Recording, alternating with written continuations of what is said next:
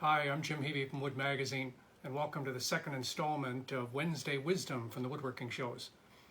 Occasionally you get into trouble with some glue spots on wood, and sometimes they're even hard to see, but I've got a great technique on the way to highlight them and then how to fix them. So I've got a couple of spots on the wood here. They don't always show up, but to highlight them, using a little bit of mineral spirits usually brings them out pretty well. It looks like we've got kind of a nice one here, and I've got one over here too. So all I need to do, instead of attacking them with sandpaper or something like this, is to take a razor knife blade, flex it just a bit, and use it like a scraper, and take those spots out of there. And then to make sure we've got them, just take your same mineral spirits and go over the top, and it sure looks like we got them. Look pretty good.